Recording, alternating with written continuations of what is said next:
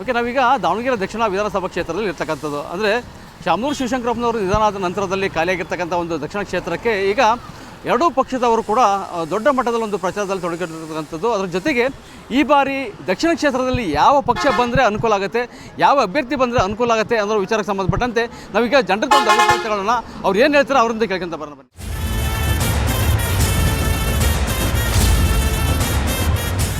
ದಾವಣಗೆರೆ ದಕ್ಷಿಣ ವಿಧಾನಸಭಾ ಕ್ಷೇತ್ರ.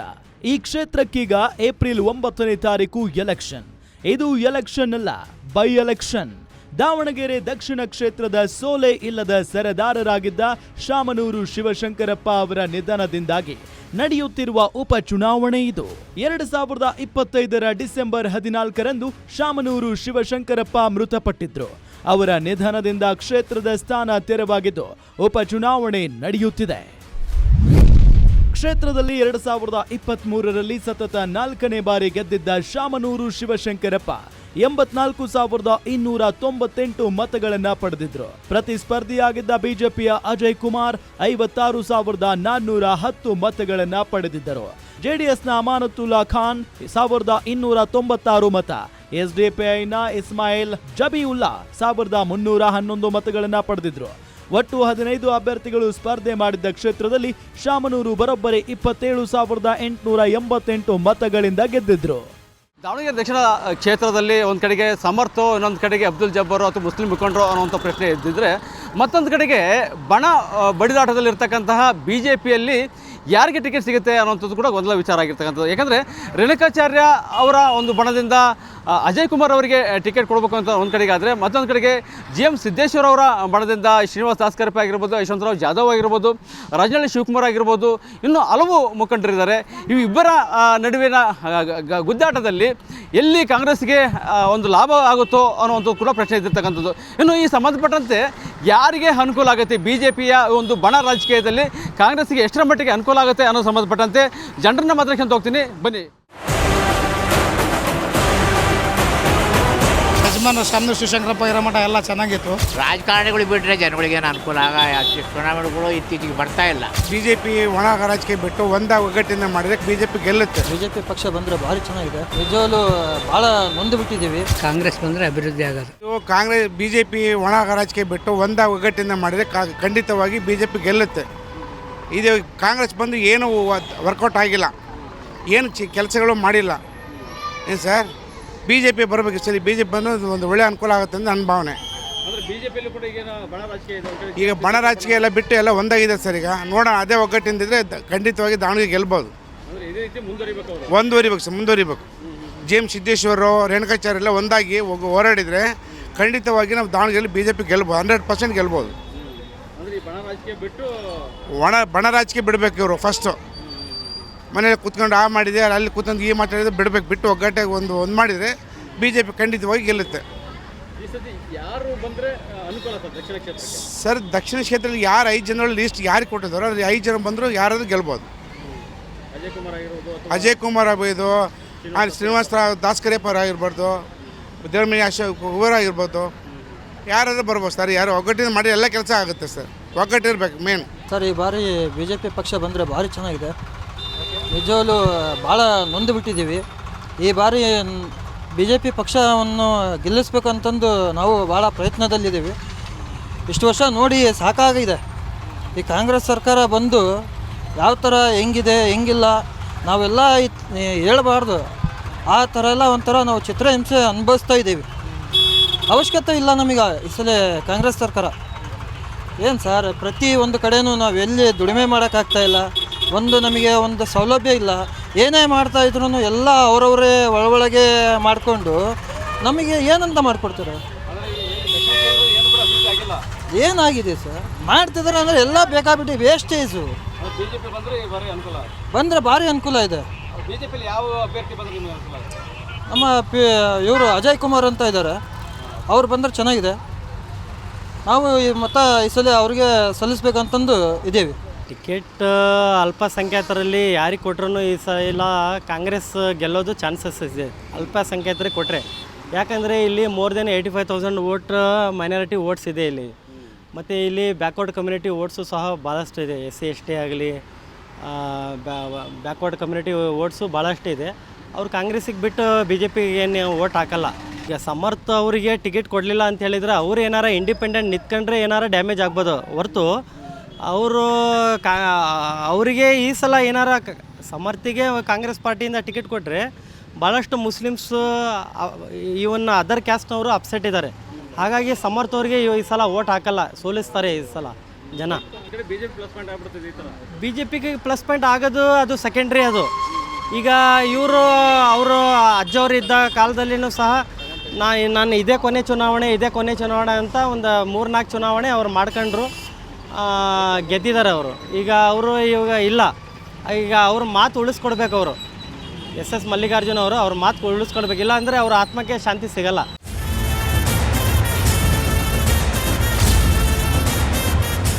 ದಾವಣಗೆರೆಗೆ ಬೆಣ್ಣೆ ನಗರಿ, ಕರ್ನಾಟಕದ ಮ್ಯಾಂಚೆಸ್ಟರ್ ಇತ್ಯಾದಿ ಹೆಸರುಗಳಿವೆ. ದಾವಣಗೆರೆ ಬೆಣ್ಣೆ ದೋಸೆಗೆ ಫೇಮಸ್. ಅದ್ಭುತ ನಗರವಾಗಿ ಬೆಳೆದಿರುವ ದಾವಣಗೆರೆ ಮೊದಲು ಒಂದೇ ಕ್ಷೇತ್ರವಾಗಿತ್ತು. 2008ರ ಬಳಿಕ ದಾವಣಗೆರೆ ವಿಭಜನೆಯಾಗಿ ಉತ್ತರ ಮತ್ತು ದಕ್ಷಿಣ ಎಂಬ 2 ಕ್ಷೇತ್ರಗಳು ಉದ್ಭವವಾದವು. ದಾವಣಗೆರೆ ದಕ್ಷಿಣ ಕ್ಷೇತ್ರದ ಇತಿಹಾಸ ನೋಡೋದಾದ್ರೆ 2008ರ ಚುನಾವಣೆಯಲ್ಲಿ ರಚನೆಯಾದ ಕ್ಷೇತ್ರದಲ್ಲಿ ಇದುವರೆಗೂ 4 ಎಲೆಕ್ಷನ್ ಆಗಿವೆ. 2008, 2013, 2018, 2023ರಲ್ಲಿ ಕಾಂಗ್ರೆಸ್ ಸತತ ಗೆಲುವು ಕಂಡಿರೋದು ಶಾಮನೂರು ಶಿವಶಂಕರಪ್ಪ. ಹೀಗಾಗಿ ದಾವಣಗೆರೆ ದಕ್ಷಿಣ, ಶಾಮನೂರು ಮತ್ತು ಕಾಂಗ್ರೆಸ್ ಭದ್ರಕೋಟೆ ಎಂದೇ ಹೆಸರಾಗಿದೆ.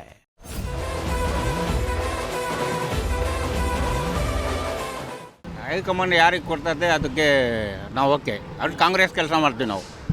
ನಿಮ್ಮ ಒಪಿನಿಯನ್ನು ಮತ್ತು ಮುಸ್ಲಿಂ ಮುಖಂಡರು ಕೊಡುವಂಥದ್ದು ಏನಾದರೂ ಕೂಡ ತಲೆಗೆ ಐತಿ, ಅದು ಹೈಕಮಾಂಡ್ ಯಾರಿಗೆ ಕೊಡ್ತಾರೆ ನೋಡೋಣ. ಅಲ್ಲಿ ಈ ಭಾಗದಲ್ಲಿ ಮತ್ತೆ ಅಭಿವೃದ್ಧಿ ಆಗಿದೆ ಏನಾರ? ಆಗೈತಿ, ರೋಡ್ ಆಗೈತಿ, ಲೈಟ್ ಹಾಕಿದ್ದಾರೆ, ಆಗೈತಿ. ಅಂದರೆ ನಿಮ್ಮ ಅಭಿಪ್ರಾಯ ಯಾರು ಸಿಕ್ಕರೆ ಅನುಕೂಲ? ನಮ್ಮ ಅಭಿಪ್ರಾಯ ಸಮರ್ಥ್ಯ ಕೊಟ್ಟರೆ ಅನುಕೂಲ ಅಂತ. ಇವರು ಹೊಂದಾಣಿಕೆ ಆಗಿ ಮಾತಾಡ್ಕೊಂಡು ನಮಗೆ ಕೊಡ್ರಿ ಅಂತ ಕೇಳಬೇಕು ಇವರು.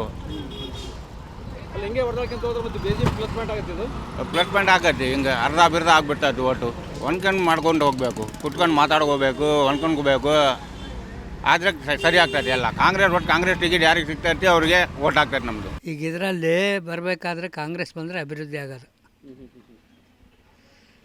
ಯಾಕೆ ಅಂತ ಹೇಳಿದರೆ ಇವ್ರು ಏನು ಮಾಡ್ತಾರೆ, ಹುಡುಗರೆಲ್ಲ ಸೇರ್ಕೊಂಬಿಟ್ಟು ಬಿ ಜೆ ಪಿ ಅಂತ ಕೂಗಾಡ್ಕೊಂತ ಹೋಗಿಬಿಡ್ತಾರೆ. ಕೆಲಸಗಳು ಆಗೋದಿಲ್ಲ. ಬೇಕಾದಷ್ಟು ಕೆಲಸಗಳಿದಾವೆ, ಆದ್ರೂ ಮಾಡೋಕ್ಕಿನ್ನೂ ಇದು ಹಿಂದೆ ಮುಂದೆ ಆಗ್ತಾಯಿದ್ದಾವೆ. ಅದರಲ್ಲಿ ನಮ್ಮವ್ರು ಕೆಲವರು ಏನಾಗ್ತಾರೆ, ಚುನಾಯಿಸ್ತಾರೆ, ಬೇರೆ ಕಡೆಗೆ ಹೋಗಿ ಸೇರ್ಕೊಂಬಿಡ್ತಾರೆ. ಕಾಂಗ್ರೆಸ್ನಿಂದ ಚುನಾಯಿಸ್ಕೊಂತಾರೆ, ಬೇರೆ ಕಡೆಗೆ ಹೋಗಿ ಕೂತ್ಕೊಂಡ್ಬಿಡ್ತಾರೆ. ಹೀಗಾಗಿ ಇಲ್ಲಿ ಕೆಲಸಗಳು ಭಾಳ ಎಡವಟ್ಟಾಗಿದ್ದಾವೆ. ಇವತ್ತಲ್ಲ ನಾಳೆ ಆದ್ರೂ ಬಂದು ಇಲ್ಲಿ ಎಲೆಕ್ಷನ್ನಾಗ ಗೆದ್ದಾರು ಬಂದು ಇಲ್ಲಿ ಏನಾಗೈತಿ ಅನ್ನೋದಾರ ಕೇಳ್ಬೇಕಾ? ಅದು ಯಾವುದೂ ಕೇಳೋರಿಲ್ಲ. ಗೆದ್ದದವಲ್ಲ ಸಾಕು ಅಂತೇಳಿ ಮನೆಗೆ ಹೋಗಿ ಮೂಲೆ ಕೂತ್ಕೊಂತಾರೆ. ನಮಗೇನ್ರಿ ಒಟ್ಟು ಯಾರು ಕಾಂಗ್ರೆಸ್ನಿಂದ ನಿಂತಿರ್ತಾರೋ ಅವ್ರಿಗೆ ನಾವು ನಮ್ಮ ಅಭಿಪ್ರಾಯ ಪ್ರಕಾರ ನಾವು ಮಾಡೋ ಹಕ್ಕು. ರಾಜಕಾರಣಿಗಳು ಬಿಟ್ಟರೆ ಜನಗಳಿಗೇನು ಅನುಕೂಲ ಚುನಾವಣೆಗಳು ಇತ್ತೀಚೆಗೆ ಬರ್ತಾ ಇಲ್ಲ. ಈ ಪ್ರಜಾಪ್ರಭುತ್ವ ವ್ಯವಸ್ಥೆಯಲ್ಲಿ ಜನಗಳಿಗೆ ಆಗ್ತಕ್ಕಂಥ, ಜನಗಳಿಗೆ ಹಿತ ಕಾಯ್ತಕ್ಕಂಥ ಜನಗಳು ಬರ್ತಾ ಇಲ್ಲ. ಅದನ್ನು ಪ್ರತಿನಿಧಿಸತಕ್ಕಂಥ ಜನಗಳು ಕೂಡ ಈಗ ಇಲ್ಲ, ಪ್ರತಿನಿಧಿಗಳು ಇಲ್ಲ. ಜನಗಳು ಕೂಡ ಜನಗಳಿಗೆ ಒಂದು ಪ್ರಾಮಾಣಿಕವಾಗಿ ಕೆಲಸ ಮಾಡ್ತಕ್ಕಂಥ ಜನಪ್ರತಿನಿಧಿಗಳನ್ನ ನಾವು ಆರಿಸಿ ಕಳಿಸ್ಬೇಕು ಅಂತಕ್ಕಂಥ ಉದ್ದೇಶನೂ ಕೂಡ ಜನಗಳಲ್ಲಿ ಇಲ್ಲ. ಸರ್, ಈಗ ಇರ್ತಕ್ಕಂಥ 2 ಪಕ್ಷದಲ್ಲಿ ಯಾವ ಪಕ್ಷಕ್ಕೆ ಅಧಿಕಾರ ಕೊಟ್ಟರೆ ಈ ದಕ್ಷಿಣ ಕ್ಷೇತ್ರ ಅಭಿವೃದ್ಧಿ ಆಗ್ಬೋದು ಅಂತ? ಇಲ್ಲಿ ಪಕ್ಷಕ್ಕಿಂತ ವ್ಯಕ್ತಿ ಮುಖ್ಯ ಸ್ವಾಮಿ. ಇಲ್ಲಿ ಪಕ್ಷ ಅದು ಒಂದು ಡಿಮ್ಯಾಂಡ್ ಮೇಲೆ ಇರ್ತದೆ. ಪಕ್ಷೇತರ ಅದು ಸ್ವತಂತ್ರವಾಗಿರ್ತದೆ.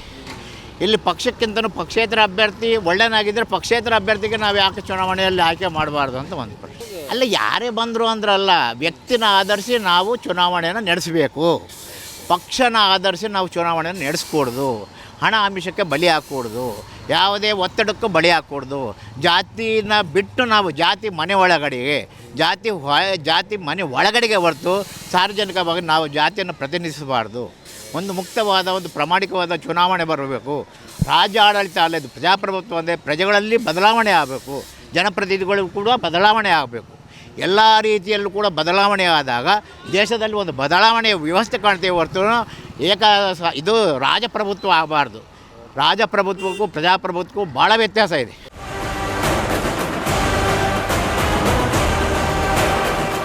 ದಾವಣಗೆರೆ ನಗರದಲ್ಲಿ ಎಲ್ಲ ಜಾತಿಗಳ ಜನರು ಇದ್ದಾರೆ. ಶಾಮನೂರು ಶಿವಶಂಕರಪ್ಪ ವೀರಶೈವ ಸಮುದಾಯಕ್ಕೆ ಸೇರಿದವರು. ಬದುಕಿರುವವರೆಗೆ ಅಖಿಲ ಭಾರತ ವೀರಶೈವ ಮಹಾಸಭಾಕ್ಕೆ ಅವರೇ ಅಧ್ಯಕ್ಷರು. ಆದರೆ ಅವರು ಪ್ರತಿನಿಧಿಸುತ್ತಿದ್ದ ಕ್ಷೇತ್ರದಲ್ಲಿ ಲಿಂಗಾಯತರ ಸ್ಥಾನ ನಂಬರ್ 2, ದಾವಣಗೆರೆ ದಕ್ಷಿಣ ಮುಸ್ಲಿಂ ಬಾಹುಳ್ಯದ ಕ್ಷೇತ್ರ. ದಾವಣಗೆರೆ ಜಾತಿ ಲೆಕ್ಕಾಚಾರ ನೋಡೋದಾದ್ರೆ ಇಲ್ಲಿರೋ ಒಟ್ಟು ಮತದಾರರ ಸಂಖ್ಯೆ 2,32,000ಕ್ಕೂ ಹೆಚ್ಚು.